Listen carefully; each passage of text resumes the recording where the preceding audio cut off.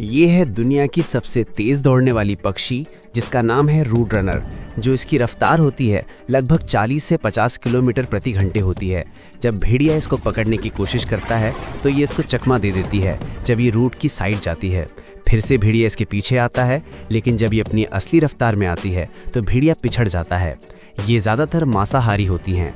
ये अपनी चोंच से जहरीले सांपों को पटक पटक के मार देती हैं और खा लेती हैं और चूहों को खाती हैं।